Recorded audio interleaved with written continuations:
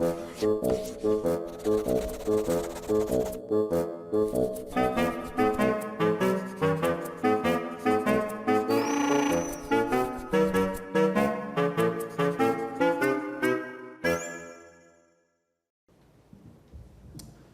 it's said in quantum mechanics, for every object,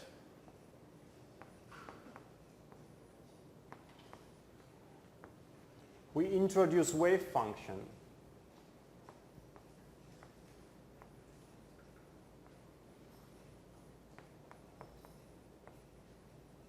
And usually the wave function is denoted by a Greek letter psi. There are many different ways of writing psi. Some people are writing like that. Some are writing like that. This is the same. And there are also different ways of pronouncing that letter. Some people say psi, some people say psi. I don't control when I say one or second. So psi and psi is the same. Okay. Today we will learn how to calculate this psi for some simple situations. And the next class we'll calculate it for atoms, and then you see it's not so simple anymore. Okay, how to calculate it? Usually you solve Schrödinger equation.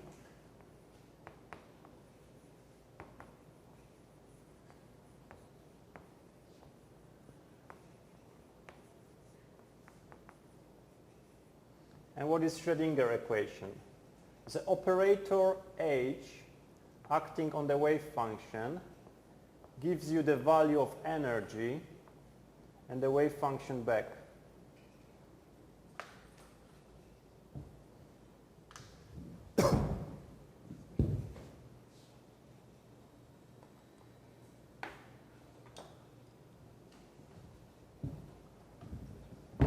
This is energy operator.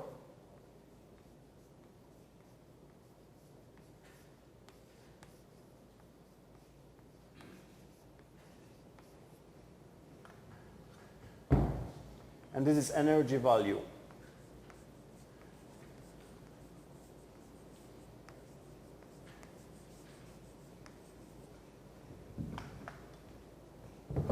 How the energy operator is defined? As in a normal classical physics, energy operator is equal to the sum of the kinetic energy operator plus potential energy operator.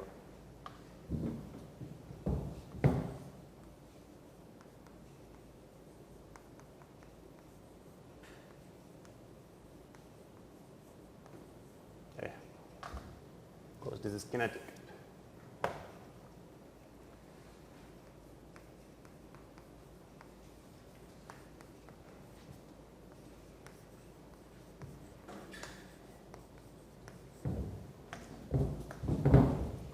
And potential energy operator.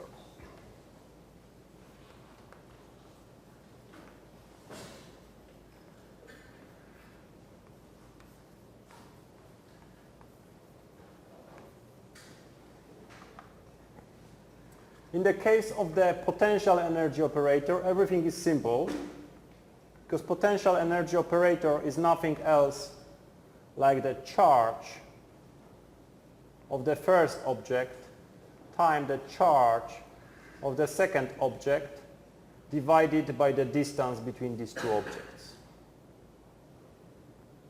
So normal Coulomb energy. Well, sometimes people are adding here some units to give the correct value of the energy. We just skip it. We just keep it in the simple form now. So as you see, this one is pretty simple.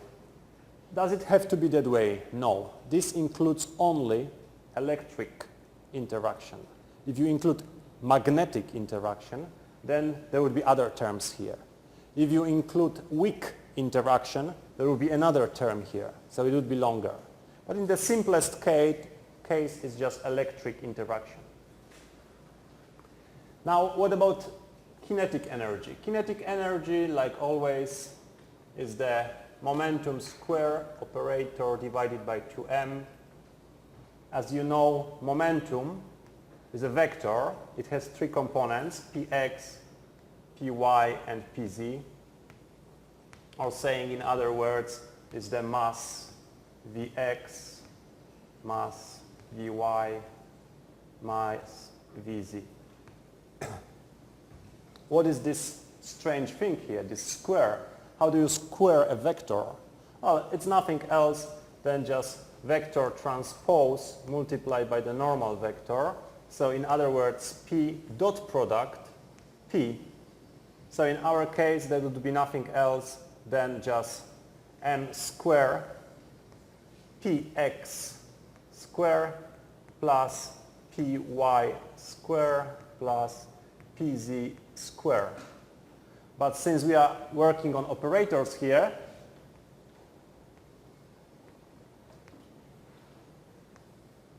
we have the operators. Now in quantum mechanics, the momentum operator on the x is defined like I, imaginary unit, h divided by 2 pi, and here you have the derivative, first derivative.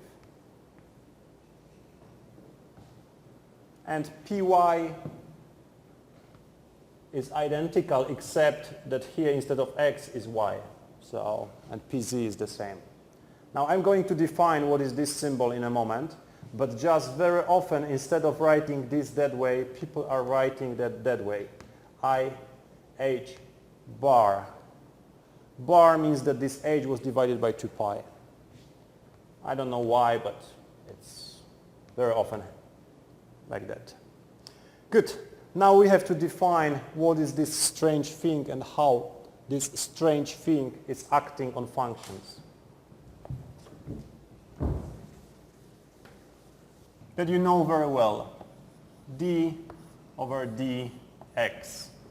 We can have an example if the function of x is just equal x squared plus 3x plus 1, you have d over dx acting on the function of x, giving you some 2x plus 3, which you can define as another function of x. Now, what is the thing that I wrote there? This is virtually similar thing, but this one happens if the function that is here is not only the function of x, but also a function of y, z, and maybe other things. Then it means if you derivate over x, make x the variable and think that y and z are constants. Don't derivate with respect to them. Example.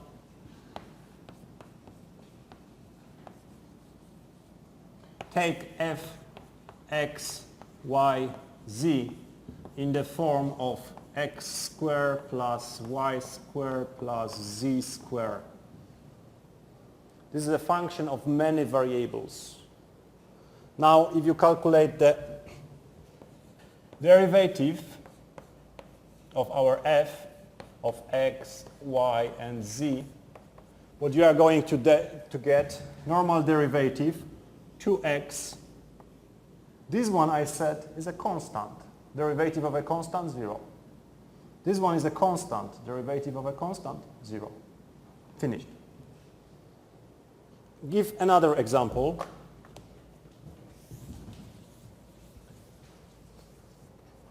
Take a function of x, y, z equal x, y, z plus x, y plus y, z plus x, z.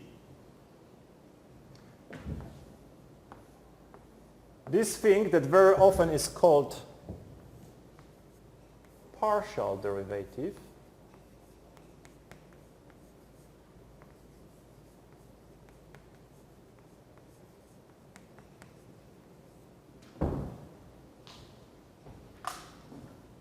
acting on our function f gives from this one constant derivative of x is 1 yz plus constant derivative of x is 1 y plus constant derivative of this is 0. Constant and derivative of x is 1, so plus z. So as you see, not very complicated thing. So we have this partial derivation operator in our definition of the momentum on the axis x. Okay, so now if our operator t looks like that, let's try to write it in the other form. We see that this m square with the m will kind of partially cancel. Why there is m here? If there is m here, there should be v here, the same. But since there is p here, I'm using this one, there is no m square. Yes. If the m square I want to keep here, there will be v, but I don't want to keep, so I removed. So this one, in other words, is nothing else like 1 over 2m second partial derivative over x plus second partial derivative over y plus second partial derivative over z squared. So as you see, not very simple operator, but not extremely complicated.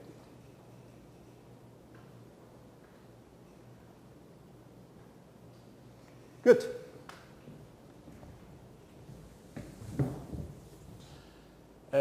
Let's do examples. Let's calculate wave function. Let's find wave function. So we are going to solve the equation of this form. Operator acting on the wave function gives us a number, in this case some, how to call this number?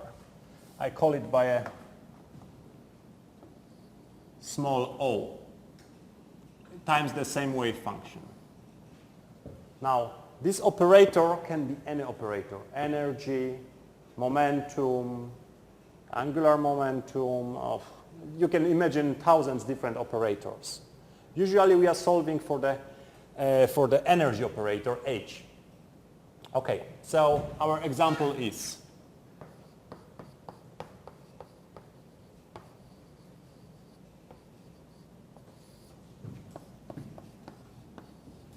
free one-dimensional electron. You can ask me, what is one-dimensional electron? That's a good question. I don't know, but we can imagine it. Okay, normal electron can travel on the x, y, and the z axis. This electron can travel only on the x-axis. It doesn't see z, it doesn't see y. So it's one-dimensional electron. Of course, it doesn't exist. Of course, it doesn't exist, but there are some systems that more or less act like that you have one dimension only. For example, if you have a metal wire and electron traveling in the metal wire, it would be a model for one-dimensional electron. How the equation for the free one-dimensional electron looks? Free means there is nothing acting on this. There is no potential. It means the electron is alone. It doesn't interact with anything. Aha. What is the kinetic energy of the electron? As we said, it's 1 over 2m second derivative. But our electron can travel only on the x-axis. It doesn't know about y and z. That's very good. It means that our wave function is the function only of x, nothing else. If this is true, then this one gets a bit simplified, and this one is becoming just a normal derivative, not a partial derivative. And the reason is that the function is one-dimensional function. Okay, let's solve it. So we have to solve the following equation. H acting on the wave function, which is, now one more thing. Since this is p squared here, you have the I square h square that for some reason vanished from my definition, so we have to correct this. You have here I square h bar square. And now I, what is I? Maybe some of you already know. I is the square root of minus 1.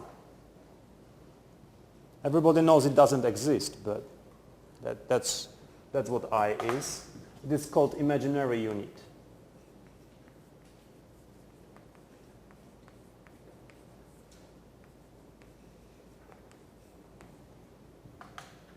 Notice that it doesn't make big problem because here is I square. I square is just minus. Okay, so we have the definition.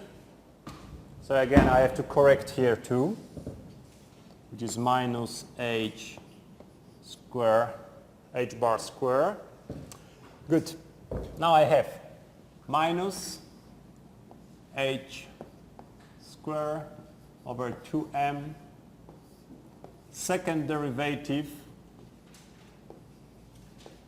over the x of my function gives some number and function. Now there are two ways of solving these equations. First way, guess. Think and say this. This is correct function. Second way, do the mathematical series expansion, infinite series expansion, looking at coefficients and finding what function it is.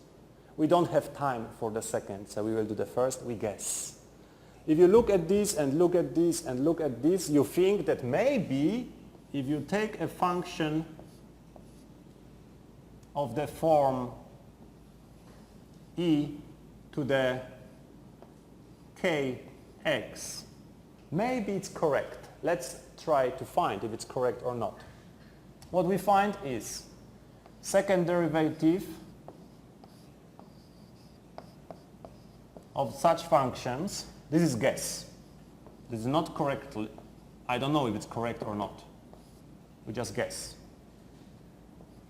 And you plug this one here. You have the first derivative over dx times the first derivative over dx, because this is the definition of this, of e to the kx. Aha. This one is very easy to be done. Derivative of an exponential function is k, I write this one again, d over dx, e to kx. So derivation of this one is k times e to the kx. Derivate once again, and you get k square e to kx. Ah, nice. We got something like number squared k square times the function itself back. So we see that this is an eigenfunction. So now, if we try it here, we see that this one is missing. Aha.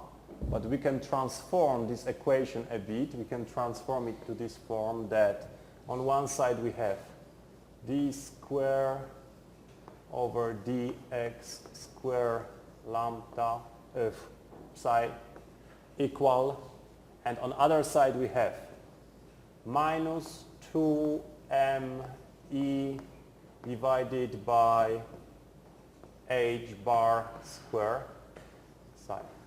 Aha. Now a comparison of this one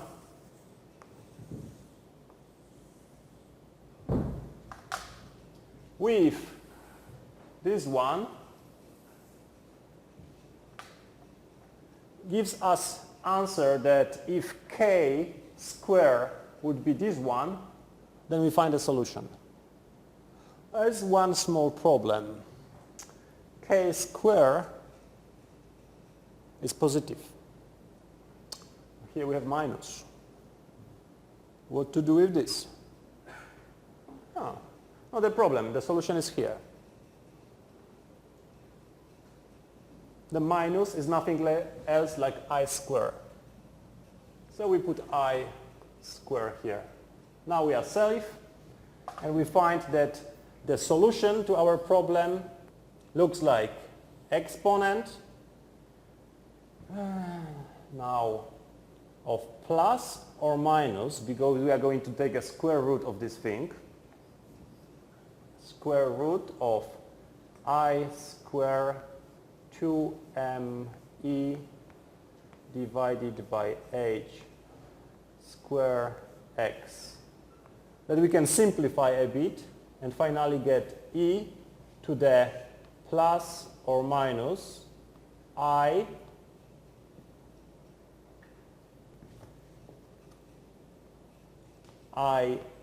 divided by h bar square root of 2me x. That's the solution. Now, is it nice or not? That's pretty nice, but we have to know what does it mean. Exponent to the power of the imaginary unit. It means nothing to us, right? It has no idea what it can be. Fortunately, in mathematics, these things is well known. And we just see that this thing that we got there, e to the I alpha, whatever the alpha is nothing else like a cosine of alpha plus I sine of alpha.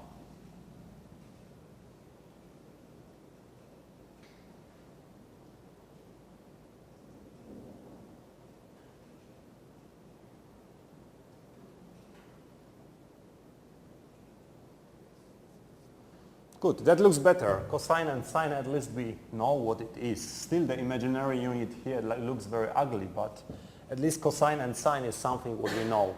So let's try to put the cosine of this thing there and check if cosine is also a solution of our equation. So we do what? We do d square over dx square over cosine and alpha. What is alpha? Alpha is everything here except I.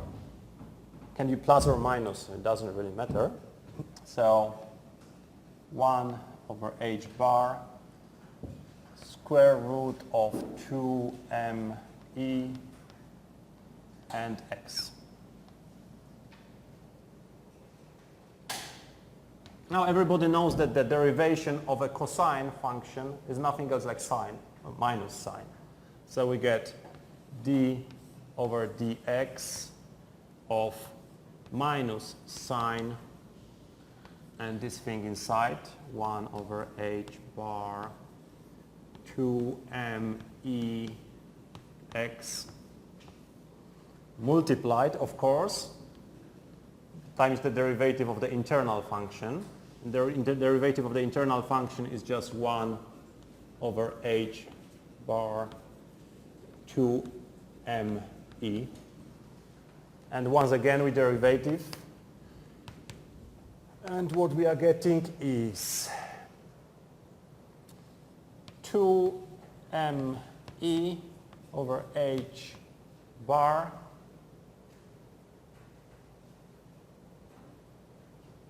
okay, with the minus sign, this sign, and derivative of the sine is cosine. Cosine of this 1 over h bar 2me square root x. Good. Does it look like what we started from? We should get, as you see from here, we should get I square, but I square is this minus. Correct. 2me, h bar square, and then the function. Okay, we got what we should. So we found that cosine is also a good solution for a free electron.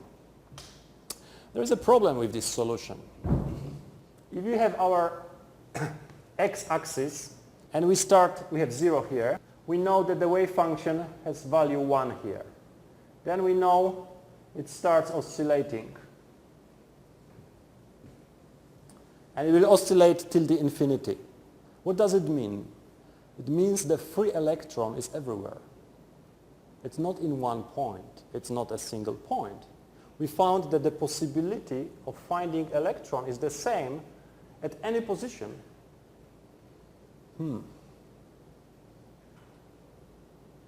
That's clearly not good, because we cannot think about electron as a single point running around the atom. It's something else, it's a wave. And then you see here the clear picture of the dualism of something can be at the same time a particle and at the same time a wave. And if a free electron has very well defined energy, or in other words, very well defined momentum, then its position is completely unknown. But it makes sense, because we remember that the error in the position multiplied by the error in the position, error in the momentum must be larger of, not to make mistake,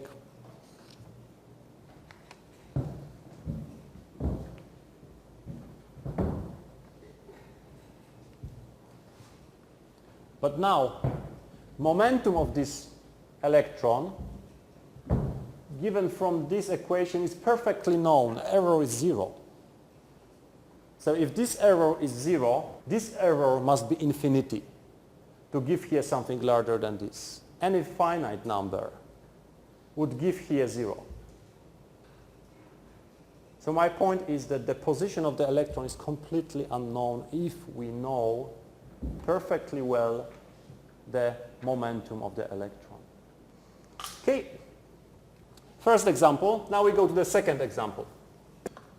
Let's have again one-dimensional electron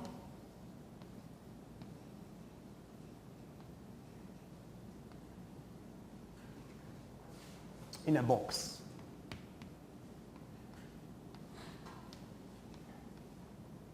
What does it mean in a box? We said that this is our X.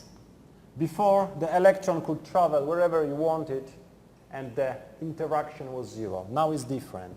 There are 3 regions. Region number 1, region number 2, and region number 3. In this region, potential energy is 0. In this region, potential energy is infinity. And in this region, potential energy is infinity. So why in a box? Because for me, I can walk, the potential energy is 0, but now I walk into the wall, and that's the infinite potential energy. It's not really infinite in this case, because if I walk very fast, I may break the wall. In the case of the electron cannot. The potential is really infinite. So it cannot go there. It cannot go here. So in other words, we know the wave function. Wave function in this region is 0. And the wave function in this region is 0, 2.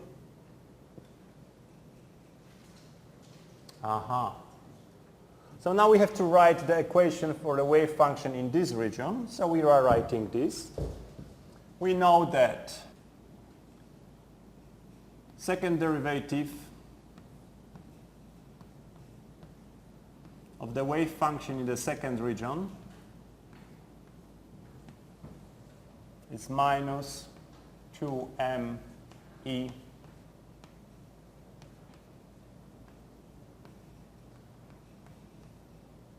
But this equation looks exactly the same like the equation we were solving a moment ago. We know the solutions. We know the solutions, and the solutions of this equation looks like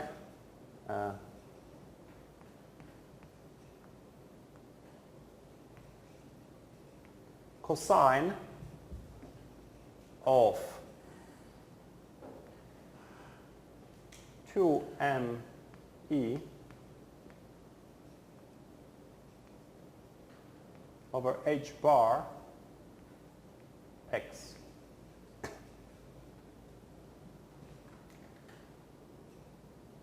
But if somebody is very interested in this, can do the calculation and to show that alternative solutions to this one may look like that.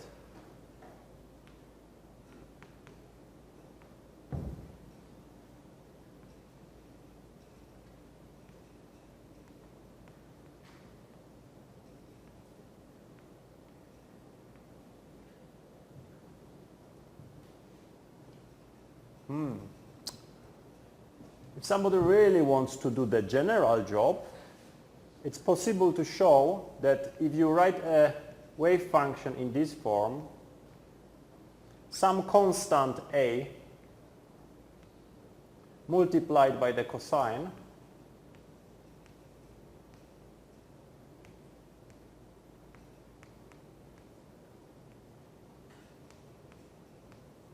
plus some constant b multiplied times the sine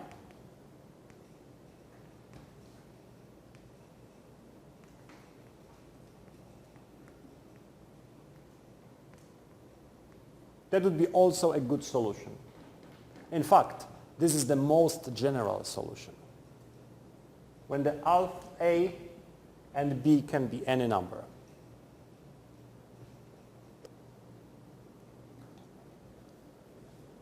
Good.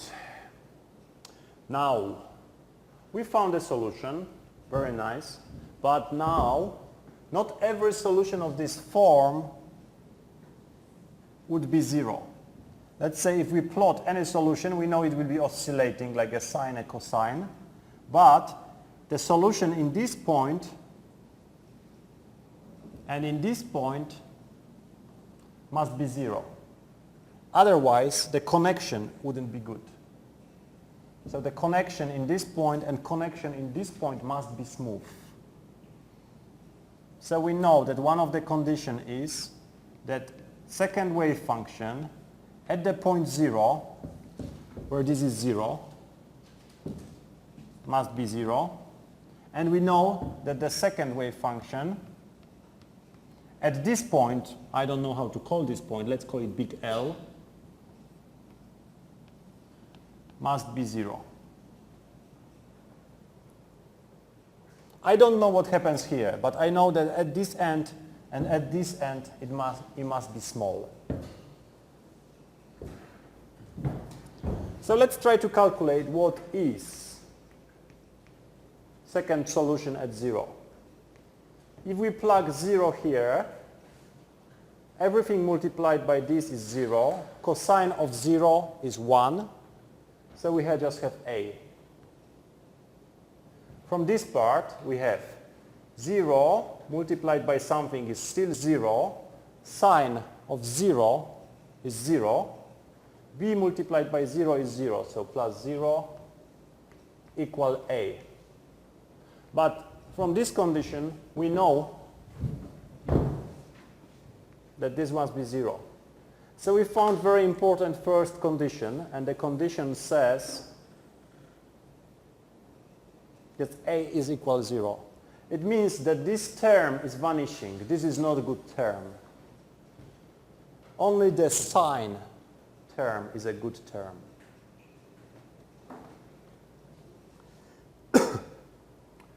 Let's go further.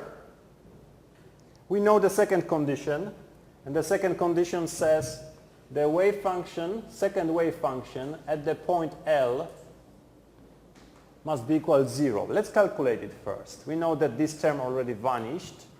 This term is b sine of 2me over h bar L. This one must be equal 0.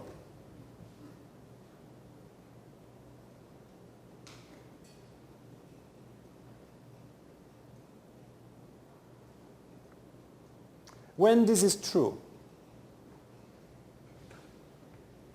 This is true only if and only if 2me, well, I can write the L also here, divided by h bar. For some reason the square root vanished. Okay, it's back.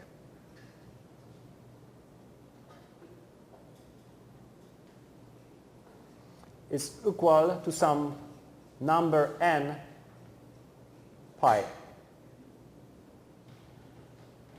You see that the sine function is becoming 0 at 0, then at pi, then at 2 pi, then at 3 pi, 4 pi, and so on, every 180 degrees. So I'm just writing this n pi. What are the possible values of n? Generally, these possible values are of minus 2, minus 1, 0, 1, 2, and they can be continued at any direction. But, since you know that sine of minus x is the same like minus sine x, we can remove this minus and put it inside the constant b. That's why we are not interested in the negative solutions. We have only the positive solutions are interesting. Now the solution 0. What does it mean? If we plug 0 here, this thing is equal 0. It means this would be 0. 0 multiplied by any x is 0. It means the second wave function would be just 0, 0, 0, 0, 0, 0, 0, 0. Since it's 0 also here and 0 here, it means it will be 0 everywhere. So we are not describing anything by the 0 function. So 0 is not good either. It must start from 1, 2, and so on.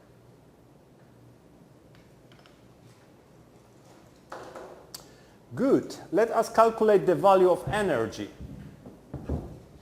We have what?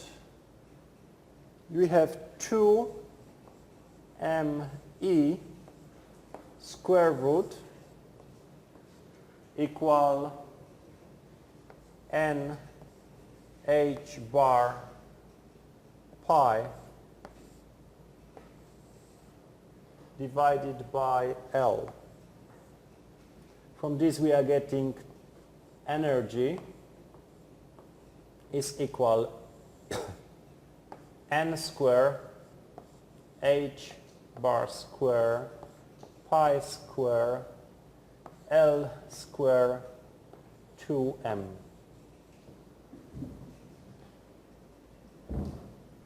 Now we can remove this part. We already solved the equation. Now we can simplify this a bit. We remember that h bar is h divided by 2 pi. So if we plug this one here, then we see that the pi square and pi square will reduce, and we are getting finally n square h square 8m L square. But there are a few problems with this. If you put the energy scale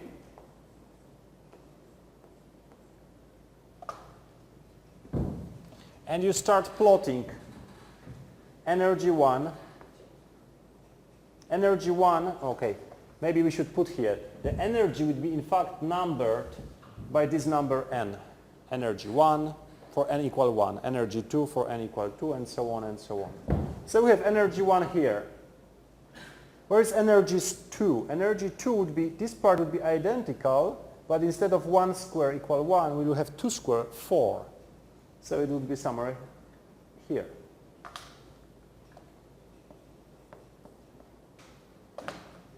What about energy 3? There will be somewhere where 9 is, so 0, 1, 4, 8, 9. energy 3.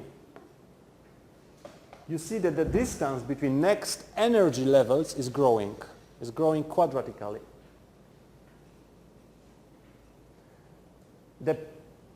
Here is the region of energies when the particle cannot have. So we found interesting case. A free electron, this oscillating wave, can have any energy. But if you put electron in a box, make one wall on one side, another wall on other side, you can find only certain solutions. Now what are the solutions? You have energy 1. Of course there is a corresponding value energy 1. There is also a corresponding wave function to this energy. You have energy 2, and there is a corresponding wave function to this energy, and so on, and so on. Let's try to plot them. The simplest would be the energy 1. We know it's 0 here, it's 0 here. Like one sine function. That would be energy 1. Energy 2 will go to 1, go to 0. This is the energy 2.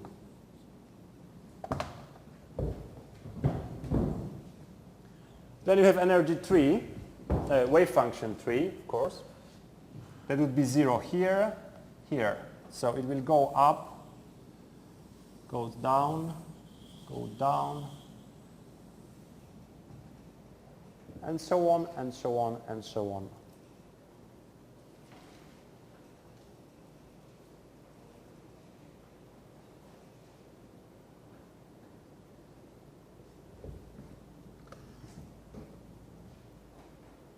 Now notice another interesting thing. L square is in the denominator, down, in the second power. So if we have our box here and then we change to twice larger, what happens here? This one is becoming 4 times larger, so this one is becoming 4 times smaller. So it means that the difference between levels get 4 times smaller. This one goes somewhere here. So now, if we go with the L square to infinity, again, all the levels get together. There would be no difference between them. They would be very, very dense. So you can think that this 1d electron going to infinity finally gives you the free electron back.